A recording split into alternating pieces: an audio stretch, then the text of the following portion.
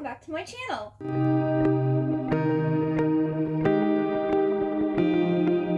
Today is Monday, June 6th, and is the start of another weekly reading vlog.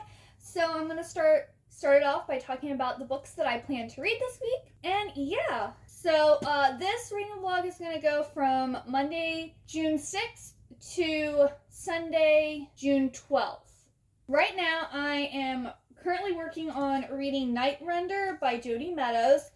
I did just get this at Barnes & Noble yesterday. I had to go to Victoria's Secrets and get some things that I needed, you know. But I like to walk through the Barnes & Noble entrance, and of course, you can't go into Barnes & Noble and not buy a book, right? So I was looking around, and I found Highlander, and I was just like, oh, this cover looks really cool. And then I read the synopsis, and I was just like, this sounds amazing. So this was not on my June TBR, but it sounded so amazing, I had to read it. So I'm currently 138 pages in, and I am liking it. It's very slow paced, and it's a fantasy, but it almost feels like a sci-fi too, because of a lot of the elements that are in here. So we have three main characters. We have the Prince of Sabriel, the Princess of Umbria, and then we have the Highlander. The prince and princess are betrothed to be married, and on their way back from Umbria to Sabriel, she ends up being chased by a rancor and ends up in this Malsite. So this is kind of where it kind of seems more like sci-fi-ish, because the Malsite is like this encased dome that this particular one you can't escape, and time flows differently in it. So she's in there, and for her, like, a day is like a week. Like, time moves really, really fast for her, but it's slow in the real world. And a rancor is this, like, creature that's, like, evil, and it comes from malice, which is, like, this darkness that is encroaching upon their world. And the Highlander is this being that was created by the Numina, which are like the gods of this world, to protect the humans from the malice and from an incursion happening again, which, to my understanding, an incursion is like when the evil things from malice are able to enter into the human world and start hurting people. So this is about ready to start because a rancor has made it out of malice. Well, something happened the previous time that the Highlander had been awakened, and no one was wanting to wake her because they were afraid that she was going to kill people again. So the prince ends up going and awakening her, and she's confused and she doesn't remember what previously happened. And he ropes her into helping her save the princess, but the princess has made a deal with the rancor to do something, and she has already previously escaped from the Malsite. And so they all think she's dead now, and the Highlander is upset because she feels like no one actually wants her there, and people aren't treating her and believing in her the way they used to. And then the prince is just trying to have to deal with all this stuff because his country's wanting to go to war with Umbria because they've lost the princess and therefore this marriage alliance. And it's like this whole big thing. But it's really interesting. But the writing is kind of slow. Like, I don't feel, even though I've read 138 pages since last night, I don't, like, a lot is happening, but it doesn't feel like it's moving quickly. And maybe it feels more like an adult fantasy the way it's written versus like a YA fantasy, because usually YA fantasies are very like, they're very quick, they're very fast paced, like it's go go go go, where this I feel is the writing style is more like an adult fantasy. But I am really liking this, and I'm hoping to finish this later today. Then I need to finish reading a Sabriel by Garth Nix. I did get a little bit further in this, not today, but in the previous vlog. So I'm currently on page 218 of this one. And this is another one. It's really interesting, but the writing is just, I'm not feeling it, but I'm going to read it. I'm going to get it done. This is about this girl named Sabriel who is going to school in the human realm. And then one night, she's told that her father, who's the Abhorsen, has either gone missing or has been killed or whatever. And she needs to go and pretty much take his place. So she then goes into like the magical kingdom. She like crosses this wall into this magical kingdom, and she believes her dad is still alive, so she actually wants to go and find him. Well, the Horizon has like power over the dead, and they use like these bells to like enter into the death realms, and also like, I don't know, like bring the death to life, or I don't think they bring them back to life, but like zombies or whatever. And so she has this power, and she's teamed up with this cat named Mogget, who was at her dad's house, and he's not actually a cat, but he's in the cat form, and I guess they're gonna go and look for her dad. But it again is just moving very slowly. And then I'm listening, this is the audiobook that I'm listening to. I haven't listened to any since Friday, I think, was the last time I listened to any of it. I'm currently on chapter 12. This is the last book of the House of Night series. I've talked about this quite a bit on my channel already, so. Then, if I get Sabriel and Highlander read, I plan on starting Dark Fever by Karen Marie Moning, and this is a, like, fae mystery romance story. And then, if I get done with this too, I don't think it's going to happen, but if I get done with that too, I'm going to start the Sinister Mystery of the Mesmerizing Girl by Theodore Goss, and this is the third and final book in the Athena Club series. So yes, that is my plan for this week. So I'm going to get to reading. Hey everyone, and happy Tuesday. So I was able to finish reading Highlander. I actually just finished it. I had a really long day at work today. It was super busy, and like my shoulders and neck are hurting, but as soon as I got off, I read the last 52 pages in the book, and it was really good. I gave it a 3 on Goodreads, but I'm probably going to up it to a 3.5 stars. Because this was really unique and really interesting, and it kept me like invested and wanting to know like what was going to happen next. I just didn't really like the writing. Like the writing just made it seem like all this stuff was like taking, I don't know, it just felt very slow paced. It felt kind of drawn out, and it was just the way it was written, but it was actually very exciting. There was a lot of like political stuff going on. There's a lot of fight scenes. There's a lot of like treachery and stuff. Like it's a very exciting book. So, but it just wasn't written how I like books to be. But yeah, I really like this. Out of the 3 characters, out of the princess, the prince, and Highlander, I think Highlander is my favorite. Like she's really complex. She's very much trying to do what's best for humanity when humanity just keeps on messing up everything. And even, I mean, they keep on messing up because they can't get along. There's these 3 kingdoms, and they're just constantly at war with each other, and they can't just play nice. And they keep on wanting to use malice to defeat each other, which just makes malice stronger, and it's just like this whole big thing. And like, of course, everyone thinks that they're doing the right thing and that they need to defeat the others, you know, the other country or whatever. And just like, why can't you all just be nice and like each other instead of like having to kill each other? So yeah, I really liked it. I do recommend it, especially if you do like, kind of like, I'd say like alternate dimensions with kind of like a sci-fi element, and then lots of like politics and like world building and stuff like that. I'd say you probably really like this book. Well, now that I've finished that, I'm gonna get back to Sabriel because I'm close to being halfway through. I might be able to get pretty far because like the writing's pretty big. It's just, again, writing, or I should say the writing. But yeah, I'm gonna try to get through this tonight, or at least most of it tonight. That's pretty much my plans for this evening. My husband has all of his D&D group over, and they're actually playing right now. I will check in. Hopefully it will be once I finish Sabriel. Alright everyone, it is Wednesday, and I finished reading more books, and I got further in, and I'm also going to be steering away from my TBR. Again. Like, I have, like, everything, like, so perfectly figured out, but I'm just, like, not in the mood. I'm wanting to mood read for whatever reason.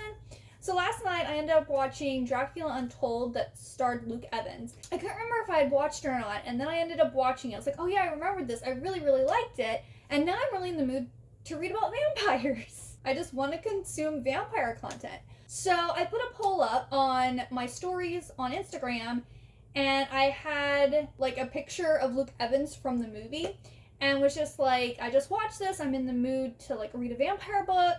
Should I stick to my TBR or should I read a vampire book? And the majority of people voted for a vampire book. So I had previously started this book, and I love Anne Rice, hint to what it's going to be, but a lot of times her books take me a while to get through because they're just so rich, they're so dense, there's like so much to them. They're not like quick, like they're amazing. I'm on the 7th one. So like, I love her books. I think I have almost all of her books. I'm going to be continuing reading Blood and Gold. This is the 7th book in the Vampire Chronicles. It says, once a proud senator in Imperial Rome, Marius is kidnapped and forced into the dark realm of blood, where he is made a protector of the queen and kings of the vampires, in whom the core of the supernatural race resides. Through his eyes, we see the fall of pagan Rome to the Emperor Constantine, the horrific sack of the internal city at the hands of the Visigoths, and the vile aftermath of the Black Death. Ultimately restored by the beauty of the Renaissance, Marius becomes a painter, living dangerously yet happily among mortals, and giving his heart to the greater master Botticelli, to the bewitching courtesan Bianca, and to the mysterious young apprentice Armand, who is a vampire also, or he becomes a vampire. But it is in the present day, deep in the jungle, where Marius will meet his fate, seeking justice from the oldest vampires in the world. So yes, we are following Marius in this. Most of the books follow Lestat or somehow centered around Lestat. This one is not. And I stopped on page 158, so I'm starting on chapter 9. And I don't remember exactly what happened, but I'm pretty sure once I start reading chapter 9, I'll remember what's going on. So yes, I'm going to be working on reading this now. And then I was able to finish reading Sabriel by Garth Nix. This I ended up giving 3 stars. I did enjoy it. It's very different. It's almost like a fantasy series with zombies. Sabriel is the Abhorsen, who they like control the dead, and they can like enter like death and like bring souls out, or they can send souls to death. So that's what she's doing, and her father goes missing, and she's like going on a mission to find him, and there's like this really bad, evil guy who is dead, but he did this thing so you can't actually like kill him. And then she ends up with a sidekick who's like a cat, but it's not actually, it just has the form of a cat. And she also ends up saving this guy, and he joins up with her to help her. And it's sweet. There's a little like romance in it, but it wasn't very believable. And I mean, for the most part, I don't really like books by male authors. Just because, they're just not... I love Dan Brown. Dan Brown and Ted Dekker are the exceptions. I will read anything those men write. But, I don't know, other than them, like, I can't really think of another male author that I, like, love to read, or, like, I would want to read everything they write. I mean, I like James Rollins because he's similar to Dan Brown, but he's not my favorite. And, like, if I could choose something else over him, I would. I don't know, I just don't think the writing in this is really for me, I guess. That might sound sexist, but of course I'm a girl, so I'm going to relate probably more to, a female author than I am a male author. I don't know, it just didn't wow me. Even though it was enjoyable, it was very different than anything else that I've ever read before. It was a different take on, like, fantasy, which this is an older fantasy book. I think this was written in the 90s. Yeah, 1996. Oh, this is first American edition. It originally came out in paperback? Oh, it was apparently first published in Australia. Interesting. I did not know that. But yes, there we go. I got that one done. I've read 4 books now. 4 books in June. And I think I had 16 on my TBR, I believe. And one of the books I read, I steered away from my TBR from, and now I'm steering away for another one. And then today at work, I had to email invoices to a lot of customers, and it's, it's like copy, paste, send. So I listened to more of my audiobook. So I was on chapter 12. I am now in chapter 20. I think I was a little of the ways in. So I'm over 209 pages into the book now. I was listening to it on 1.5 speed, and then I upped it to 2 speeds. Because some of the characters the voice actor talks really slow, and then other characters she talks really fast for. I just sped it up because I'm like, I know who all the characters are. I know what's going on now, so let's wrap it up. Let's defeat the bad guy. Let's get there. Let's do it. So we're getting closer and closer. But The thing is, though, this this series is 12 books long. 12 books long. And we now have, how many pages left? I have about 100 pages left. And I want my big, epic battle, like, mind-blowing event where they, like, go against the bad guy and, like, you know, who's gonna die, who's gonna live. I want, like, this epic conclusion. And they're just not at that point to do this, like, big, epic conclusion that I want. I just don't know how they're gonna do it. Unless, like, she speeds up real quick. But I almost feel, I just feel like it's gonna get to a point where there's gonna be, like, a, what's it called? Deus Ex Machina, like, moment. Like, I don't know, maybe Nix will swoop in and finally, like, defeat the bad guy. But, I mean, is that really what we want? I mean, the characters in this book have worked so hard, and they've gone through so much. I just don't want someone to, like, swoop in and save them. Or, like, the main girl to maybe, like, get, like, extra powers to become super infused or something and then save everybody. Like, I don't know, that just seems too basic. But with less than 100 pages left to go, that's all I think she can do, because an epic battle is going to take more, and it's not like the battle's starting now. So I should have known. I mean, I could be wrong. I'll obviously let you know if I'm wrong. I don't think I'll tell you if I'm right, though, because then that would ruin the ending. This is all speculation right now. I just think she's just going to do something shocking and, like, quick and easy to finish off. And it's just like, why are you going to do this after 12 books?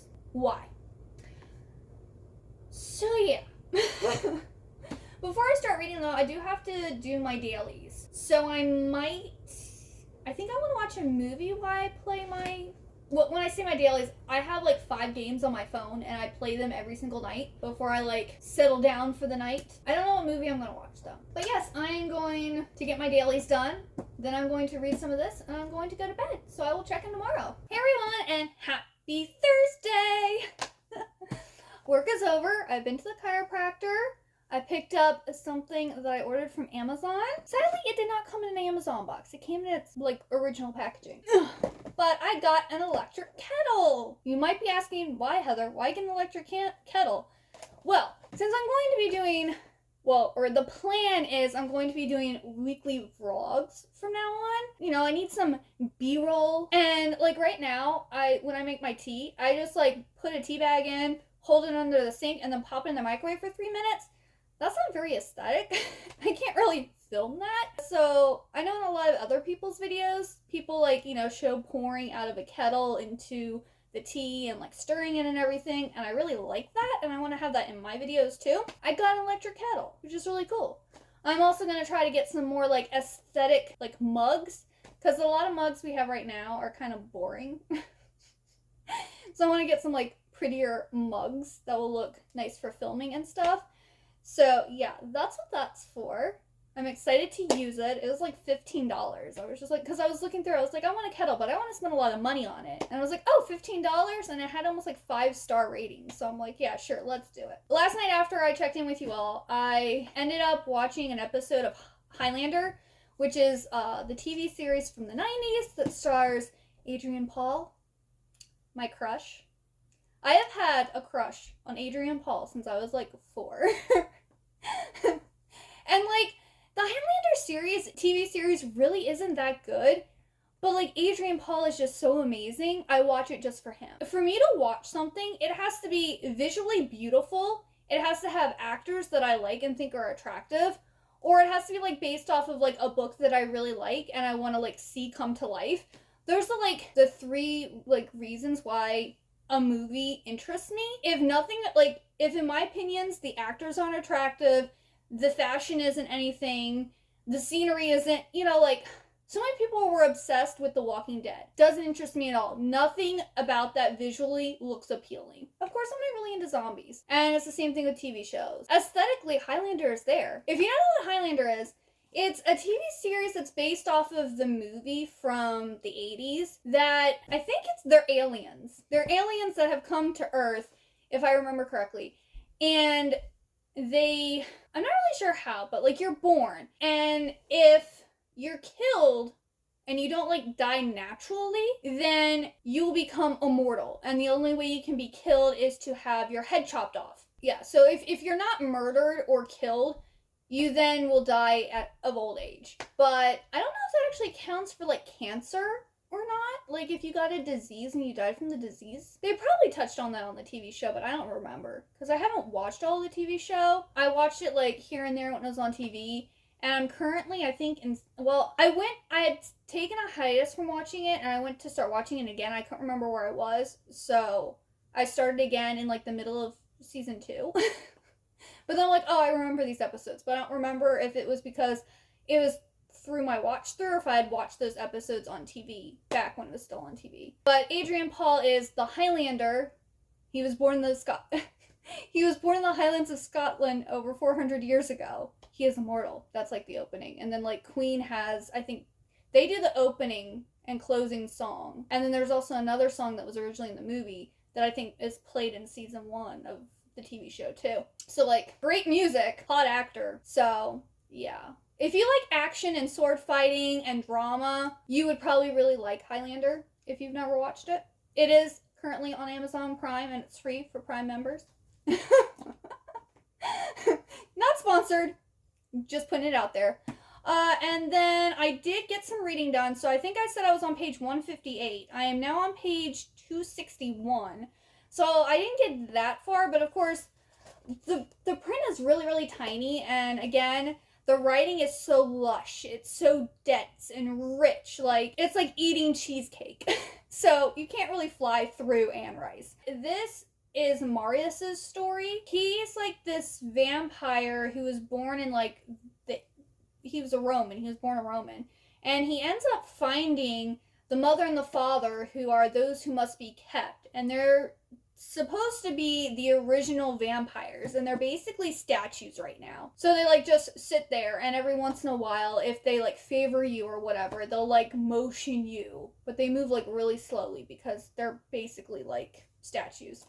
So he is like their protector, and he like moves them around and hides them, and like is trying to keep them secret and hidden from everyone. And so it's kind of like just following him through like the people he met and his time of like watching and like being the protector of the mother and the father. And then there's also, you get more of like, I guess, the vampire lore for Anne Rice's books, because in this one we have like, apparently there's vampires who are Satan worshippers, which I found interesting. Like, I was just reading. Anne Rice is fascinating. Some of her stuff is very sacrilegious. If you're a Christian. If you're not a Christian, you wouldn't care. But he was talking to one of these Satan worshippers. He ended up, I think, back in Rome. Oh, so he's talking to one of these Satan worshippers. And the Satan worshipper made a comment. He's trying to convince Marius to, like, be their leader. He's currently the leader, but he wants Marius to take over because he knows that, I guess, Marius is supposed to be some really powerful vampire. And he makes a comment that Christ wouldn't exist without Satan. Which, I don't know if he literally means that, or if he means, like, us worshiping Christ as the Messiah wouldn't have happened without Satan, because, I mean, if Satan hadn't turned evil and hadn't fallen and, you know, had Eve sin, then Christ wouldn't have had to come and die on the cross. So I don't know if he means that, or if he literally is the whole, you can't have, you know, good without bad and bad without good, like the whole balance system. So, because I mean, yet again, if you believe in the Bible, God the Father, God the Son, and God the Holy Ghost all existed before anything else, and they created the angels, including Lucifer, who became Satan. So Christ would have existed before Satan, because he created Satan, or helped in the creation. Anyway, and then he's continuing to like make his claim, and then he goes, it's the wish of God. I don't think God wishes anyone worship Satan. Why? God wants everyone to go to heaven and be with him. So no, that doesn't work. I was just like, is this guy crazy, or is he confused? Like, I don't know. But I just found that very interesting, like, this whole conversation he's having with this guy. So yeah, Marius has decided, at one point he's with this guy named Avicus and Mao. I don't know how you say his name. And then he ends up leaving them after this event that happened in Constantinople. And he's like, I want to be alone. And he like takes the mother and the father and he hides them, I think in the wilderness or a mountain or cave or something like that. And then he decided to go back to Rome to see like how it's changed. And that's when he ran into this guy. And that's where I stopped. And I kind of had to stop reading because I was laughing so hard because I thought the whole conversation was ridiculous. And I don't think Marius is going to go for it. But yeah, I find Anne Rice's books very interesting. Like she puts a lot of like theology and like inspiration from like the Bible and religious undertones into her books. Because actually my favorite one that I read of her so far is Memnoch the Devil. And I think that was inspired by Paradise Lost because it kind of makes Satan the good guy. And like Satan was actually the one who was trying to help humanity, not God. And it was just, yet again, if you're a Christian, it's sacrilegious. But it was fascinating. I was reading this book, and I'm like, this is crazy. I never would have thought of this. I don't know how she came up with this. But I also think I read that book before I read Paradise Lost, because I had to read that for a college course. And then after I'd read that, I'm like, this reminds me of Memnoch the Devil. Like, I wonder if that inspired that book. So yeah, she was a fascinating lady. So I think she died last year, sadly. So we won't get any more Anne Rice unless she had manuscripts and someone picks them up. But yeah, her books are very, very interesting. They make you think, and they can like test your faith too. So it's very, very, very interesting. But yeah, my husband and I have to go grocery shopping tonight, and then I'm going to be reading more of this, and we also have to pack because we're taking a week off, and our vacation starts Friday when we get off work, and we're gonna go to his parents for like the weekend, and then we're gonna come back home. So we have to pack to go and visit his parents. So yeah, that's what I'm going to be doing tonight, and I will check in with you all tomorrow. Hey everyone, so it's been a while since I checked in. The last time I updated you all was on Thursday, June 9th, and it is now Tuesday, June 14th. I have read 4 books during that time, so let's go over what I read. So I think I told you all that I was veering away from my TBR and I was going to read a vampire book. I actually read quite a few vampire books, but this one wasn't on my June TBR. So I ended up picking up Blood and Gold by Anne Rice, and this is the story of Marius. He is one of the older vampires. He was a senator in Imperial Rome, and he ends up becoming the protectors of those who must be kept, and he like travels around like Europe, hiding them, protecting them. And this is him kind of like from, I guess, his creation all the way up till the events of Queen of the Damned. So we do get a little bit in here about like Interview with the Vampire and Lestat, and then what happened in Queen of the Damned and kind of like what happened right afterwards. And it was really good. I really liked it. I gave it 4 stars.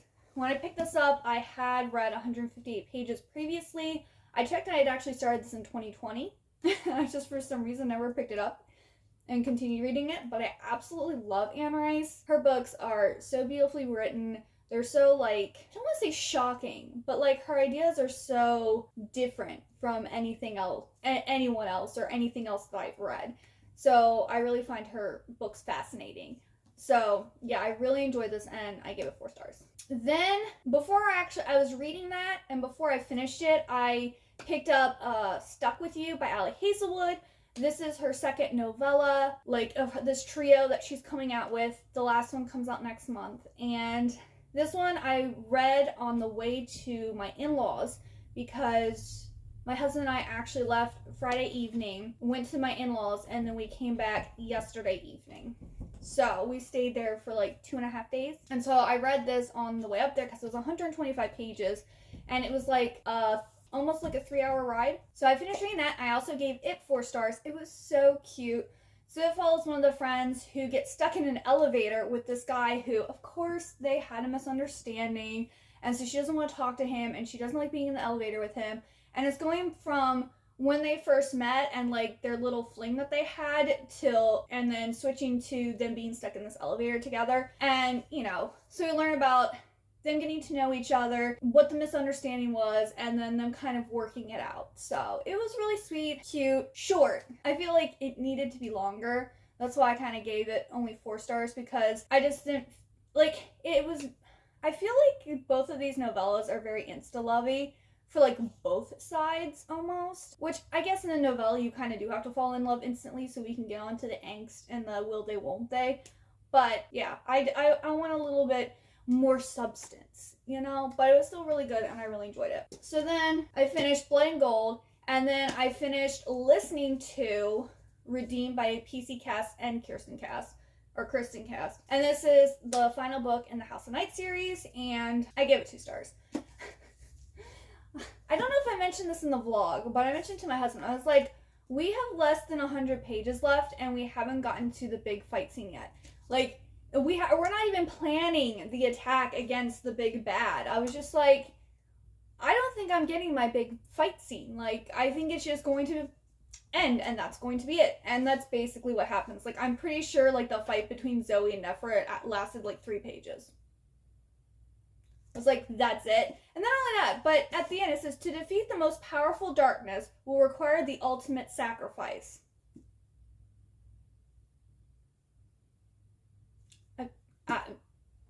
I don't know how that pertains to this book.